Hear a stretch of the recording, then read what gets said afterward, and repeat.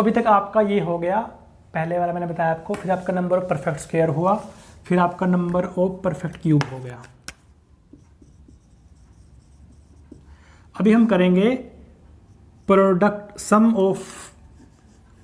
Of factors. अब हम करेंगे सम ऑफ फैक्टर्स। अभी देखो, अगर मैं एक नंबर लूँ, छोटा नंबर लेके चलते हैं, समझना आसान रहता है क्योंकि हमें अल्टीमेटली फॉर्मूला बनाना है। जैसे फॉर्मूला बन जाएगा हम बड़े नंबर का भी कर सकते हैं फॉर्मूला देख के। 36 की बात करते हैं। 36 का कितना होता है? 9 × 4। 9 क्या होता है? 3 की पावर 2 × 2 की पावर 2। ठीक है, तो मुझे सम ऑफ फैक्टर्स लिखने हैं। सम ऑफ फैक्टर्स मतलब मुझे फैक्टर्स का सम निकालना है।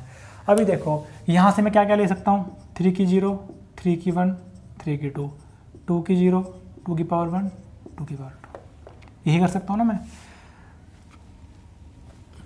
तो मुझे अभी क्या करना है? मुझे सम निकालना है फैक्टर्स का। मुझे फैक्टर्स का सम निकालना है। तो पहले मैं फैक्टर देख लेता हूँ मेरे कौन कौन से बनते हैं। मैंने आपको क्या बताया था, आपके टोटल फैक्टर क्या क्या बनेंगे? एक तो ये वाला बनेगा, एक ये बनेगा, एक ये बनेगा, फिर एक ये बनेगा, एक ये बनेगा, एक ये बनेगा, फिर एक ये बनेगा, एक ये, एक ये। 9 फैक्टर बनेंगे मेरे यहाँ पे। 3 यहाँ से बनेंगे, 3 यहाँ से बनेंगे। मुझे 9 के 9 फैक्टर का सम निकालना है। पहले मैं आपको निकाल के दिखा रहा हूँ, डिराइव कर रहा हूँ, फिर आपको बताऊँगा वो आया कैसे है। तो पहला फैक्टर मेरा क्या था? 3 की पावर 0 × 2 की पावर 0 प्लस 3 की पावर 0 × 2 की पावर 1 प्लस 3 की पावर 0 × 2 की पावर 2 प्लस 3 की पावर 1 × 2 की पावर 0, 3 की 1, 2 की 1, 3 की 1, 2 की 2 प्लस 3 की 2 × 2 की 0।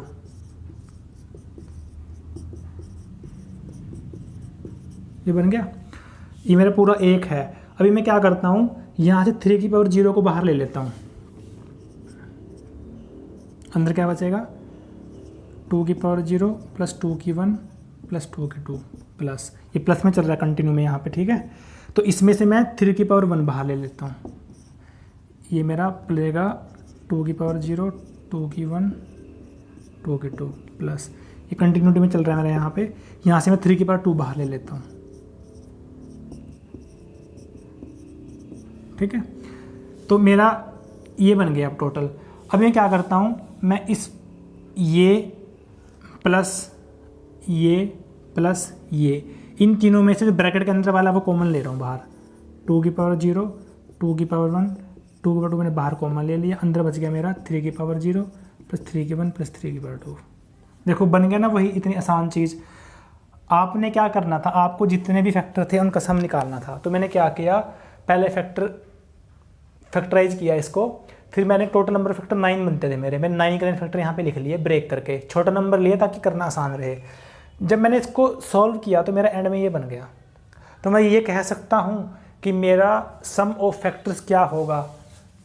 इन सभी का सम इनटू इन सभी का सम।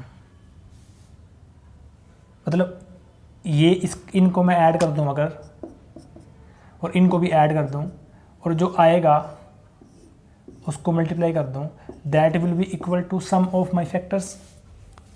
ठीक है, तो ये बात आई समझ में। मैं इंडिविजुअल का सम करके इनटू कर सकता हूं। तो मैं आपको एक क्वेश्चन, अभी इसका आंसर क्या आएगा इसका?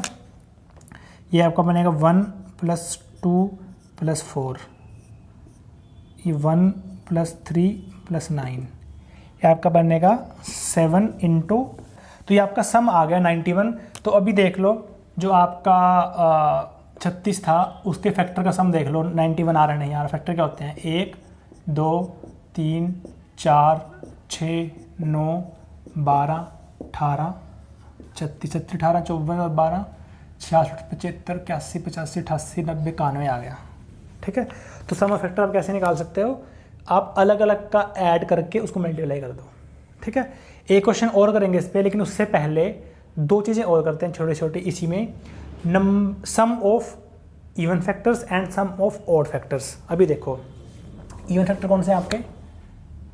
2 4 6 12 18 36। मतलब 1 और 3, मतलब आप ऑड वालों को निकाल दो। 3 और 1 4 और 9 13। अगर आप 13 माइनस करोगे 91 में से कितना बचेगा?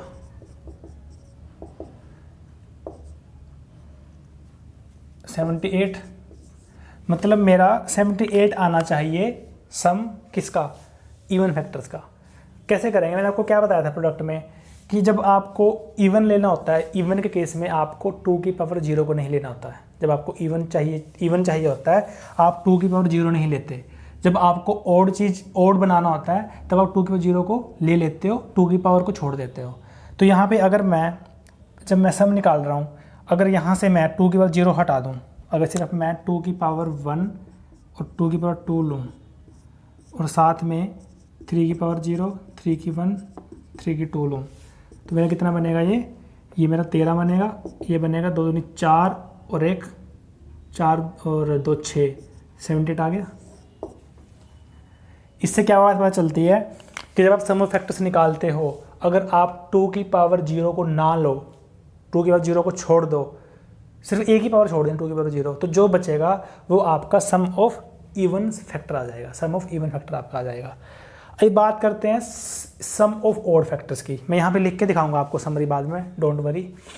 तो अगर मैं बात करूँ ऑड फैक्टर की, तो अगर 13 आया था मेरा सम यहाँ पे ऑड फैक्टर का, वो 13 यहाँ से देखो कैसे आएगा। मुझे 2 की पावर 0 0 लेनी है, बाकी छोड़ देनी है। अगर मैं 2 की पावर यहीं पे कर लेता हूँ, मैं 2 की पावर 0 लूँ सिर्फ, बाकी छोड़ दूँ, मतलब मैं 3 की पावर 0, 3 की 1, 3 की 2 लूँ, ये मेरा 1 इंटू 13 बनेगा। तो 78 और 13 आपका कितना आ गया, 91 आ गया। तो आपका ये सम ऑफ ऑड फैक्टर्स आ गया। अभी देखो आप क्या निकाल लो, सम ऑफ फैक्टर्स निकाल लो, सम ऑफ इवन फैक्टर्स निकाल लो, सम ऑफ ऑड फैक्टर्स निकाल लो। देखो कैसे करेंगे इसको। पहले इसको मैं ब्रेक कर लेता हूँ। ये आपका बनेगा 12 छिक 72, मतलब 6 इंटू 2 इंटू 6, ये आपका बनेगा 3 इंटू 2 इंटू 2, ये आपका बनेगा 2 की पावर 3 इंटू 3 की पावर 2, 8 नहीं 72। पहले कर लेते हैं इसे, ठीक है। तो अभी आपको क्या नहीं, अभी इसमें क्या क्या लेवल हो गया, आप 2 की पावर 0, 2 की 1, 2 की 2, 2 की 3, 3 की 0, 3 की 1, 3 की 2। अभी मुझे सम निकालना है। सम कैसे निकालूंगा मैं, 2 की पावर 0 प्लस 2 की पावर 1, 2 की पावर 2, 2 की 3 और 3 की पावर 0, 3 की 1, 3 की 2। ये मेरा कितना आएगा, 1 प्लस 2 प्लस 4 प्लस 8, ये मेरा बनेगा 1 प्लस 3 प्लस 9, ये मेरा बनेगा 12 तो 14 15 इंटू 9 12 13, 15 3 45 4 195 आपका सम ऑफ फैक्टर्स आ गया। अब मुझे सम ऑफ इवन फैक्टर निकालना है। इवन फैक्टर मुझे क्या करना है, 2 की पावर 0 को नहीं लेना, बाकी सब कुछ लेना है। मुझे ये नहीं लेना, मुझे सिर्फ, ठीक है। तो ये लेना है मुझे, ये और ये लेना है मुझे, मतलब मुझे लेना है 2 की पावर 1, 2 की पावर 2, 2 की पावर 3 मुझे पूरा लेना है। ये मेरा कितना बनेगा, 8 4 12 तो 14 इंटू 9, ये तो सेम रहेगा, 13 का 13 आपका रहेगा, 14 42 4 14 4 18, ठीक है। अब बात करते हैं सम ऑफ ऑड फैक्टर की। ऑड फैक्टर है मुझे सिर्फ 2 की पावर 0 लेना है इंटू ये मुझे पूरा लेना है, और यहाँ मतलब ये मुझे पूरा लेना है और ये मुझे यहाँ सिर्फ ये लेना है 2 की पावर 0, ठीक है। ये और ये, तो इंटू में ये इसकी वैल्यू कितनी आई थी मेरी, अभी 13 आई है, तो 1 इंटू 13 आपका आंसर आ गया। अगर आप sum of even factor sum of odd factor को ऐड करोगे तो आपका 195 बनेगा। तो इस तरह से आप सम ऑफ इवन और सम ऑफ ऑड फैक्टर भी निकाल सकते हो। तो ये मैं सम ऑफ फैक्टर्स को आपका फॉर्मूला के टाइप में लिख देता हूँ। इसको लिखना थोड़ा डिफिकल्ट होता है जेनेरिक फॉर्म में। मैं क्या करता हूँ, मैं एक नंबर ले लेता हूँ। मैं नंबर लेता हूँ p की पावर 2, p1 की पावर 2, p2 की पावर 3, ठीक है। तो इसके मैं फैक्टर लिखता हूँ पहले, sum of factors. Sum of factors का क्या होगा, इसका होगा p1 की पावर 0 प्लस p1 की पावर 1 प्लस p1 की पावर 2 इंटू p2 की पावर 0 प्लस p2 की पावर 1 प्लस p2 की पावर 2 प्लस p2 की पावर 3। ठीक है, मैंने छोटा नंबर ले किया इसको, जैसे जैसे नंबर बढ़ेगा आप फॉर्मूला बढ़ा सकते हो। अगर बात करूँ मैं सम ऑफ इवन फैक्टर्स की, वो मेरा क्या रहेगा, इवन में मुझे क्या करना है, जो सबसे छोटा फैक्टर होगा 2 वाला, 2 की पावर मुझे क्या लेनी है, सिर्फ 0 नहीं लेनी, 2 की पावर 1 2 3 स्टार्ट करना है। तो यहाँ पे मैं ये बोल सकता हूँ कि जो P1 को मैं 2 मान के चल रहा हूँ यहाँ पे फ़िलहाल, ठीक है, सॉल्व करने के लिए। तो मैं ये बोल सकता हूँ कि P1 की पावर 1 प्लस P1 की पावर 2 इंटू P2 की पावर 0 प्लस P2 की पावर 1 प्लस P2 की पावर 2 प्लस P2 की पावर 3, ठीक है। अगर मुझे सम ऑफ ऑड फैक्टर निकालने हैं तो मैं बोल सकता हूँ कि P1 की पावर 0 इंटू P2 की पावर 0 प्लस P2 की पावर 1 प्लस P2 की पावर 2 प्लस P2 की पावर 3, ठीक है। मुझे ये बताओ, ये मैंने P1 जब 2 था तब मैंने ये फॉर्मूला बनाया है। अगर आपका 2 हो ही ना किसी फैक्टर में, अगर मान लें मैं आपको फैक्टर दे दूँ ऐसा 3 × 5, इसमें 2 ही नहीं है कहीं पे, सम ऑफ फैक्टर कैसे निकालोगे आप इसका, 3 की पावर 0 3 की पावर 1 करोगे, 5 की 0 5 की 1 करोगे, सम कैसे निकलेगा, 3 की 0 3 की 1, 5 की 0 प्लस 5 की 1। अब मुझे सम ऑफ इवन फैक्टर निकालना है, वो 0 आएगा। क्यों 0 आएगा, 2 कहीं पे नहीं है, क्योंकि वो 2 नहीं है कहीं पे, तो ये ऑड नंबर हुआ, और किसी भी ऑड नंबर का कोई फैक्टर इवन हो ही नहीं सकता। तो जितने भी इसके एस होंगे वो सारे के सारे आपके ऑड फैक्टर होंगे, अगर 2 नहीं होगा, सिंपल रहेगा। 2 नहीं तो सारे फैक्टर आपके ऑड फैक्टर होंगे, 2 होगा तभी ये इस तरह का फॉर्मूला आपका बनेगा, sum of even sum of odd factors का, ठीक है। हम यहाँ पे प्रोडक्ट ऑफ फैक्टर नहीं करेंगे, हम यहाँ पे करेंगे pair of product of factors. जैसे अगर मैं बात करूँ 25 की, तो मुझे निकालना है, मतलब 25 के फैक्टर्स निकालने हैं, उनके पेयर बनाने हैं, और ऐसे पेयर बनेंगे कि उनका प्रोडक्ट 25 हो। जैसे अगर इसके फैक्टर लिखूँ मैं, क्या क्या होंगे, 1 5 25, 3 ही होंगे ना। तो इसके क्या क्या बनेंगे आपके, 125 प्रोडक्ट कितना आ गया 25, 5 × 5 कितना प्रोडक्ट आ गया 25।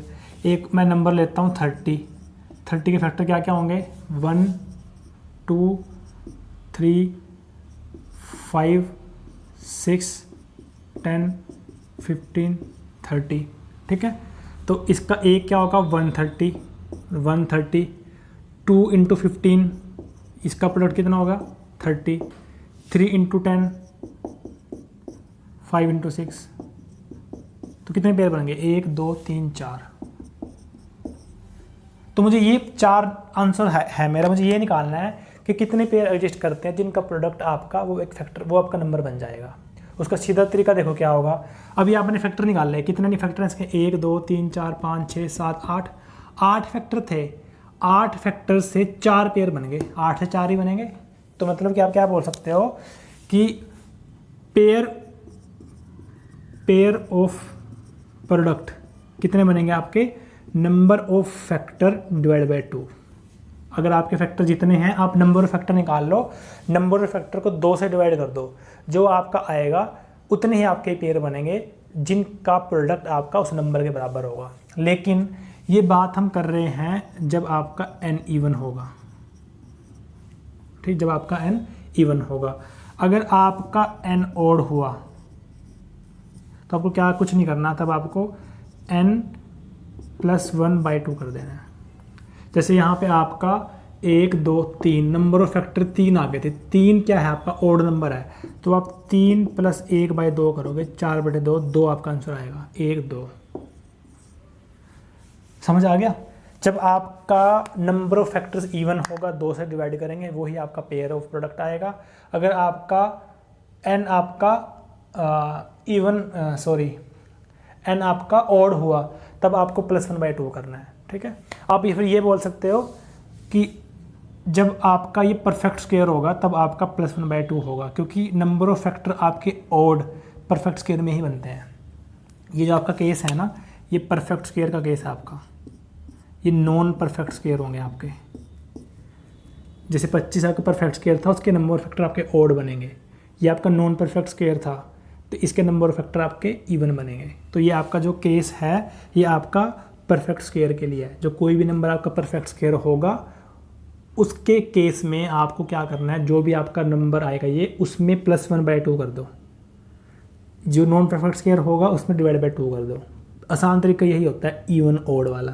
लेकिन जब कॉन्सेप्ट सिखाया जाता है तब आपको बताया जाता है कि ये आपको तब करना है जब आपका परफेक्ट स्क्वायर बने, ये तब करना है जब आपको परफेक्ट स्क्वायर ना बने, पर उसकी ज़रूरत नहीं पड़ती, क्योंकि वो हमें देख के पता चलता है कि ऑड नंबर आपका 2 से डिवाइड नहीं हो रहा, तो ऑब्वियसली +1 करके /2 करेंगे उसको। ठीक है, तो ये बड़ा सिंपल था, इसमें ज़्यादा डिटेल में जाएंगे नहीं। चाहो तो आप 2 क्वेश्चन इस पर मैं लिख देता हूँ, एक परफेक्ट स्क्वायर एक नॉन परफेक्ट स्क्वायर, आप उसके प्रोडक्ट और पेयर निकाल दो। पहला है आपका 200, दूसरा है आपका 400। ठीक है, अब 200 के निकाल लो, कितने बनेंगे, 100 × 2, ये आपका बनेगा 25 × 4 × 2, 5 के स्क्वायर 2 की क्यूब। ठीक है, नंबर फैक्टर कितने आगे इसके, a + 1 × b + 1, 12 को /2 कर दो, 6 आपका आंसर आ गया। ये आपका परफेक्ट स्क्वायर नहीं है, इसलिए मैंने 2 से डिवाइड कर दिया क्योंकि इवन नंबर था। दूसरा करते हैं आपका 400 वाला, इसमें आपका 5 के 2 × 2 की 4 हो जाएगा, क्योंकि एक 2 एक्स्ट्रा इसमें, तो ये आपका बन जाएगा 3 × 5 15, तो 15 + 1/2 कर दो, 8 आपका आंसर आ गया। या आप इसको ऐसे भी सीख सकते हो, 400 आपका सॉरी 400 आपका एक परफेक्ट स्क्वायर है, उस केस में आपको +1 करना पड़ेगा, फिर 2 से डिवाइड करोगे आप। ठीक है, तो इस तरह से आप product of pair of product निकाल सकते हो। कितना आएगा वो, n/2 या फिर n/2 + 1, जब आपका n इवन होगा, जब आपका n ऑड होगा। नेक्स्ट वीडियो में हम करेंगे परफेक्ट स्क्वायर, मतलब परफेक्ट स्क्वायर के डिटेल में करेंगे कि परफेक्ट स्क्वायर के फैक्टर्स का पैटर्न क्या बनता है और उस पर क्या क्या क्वेश्चन बन सकता है। Thank you.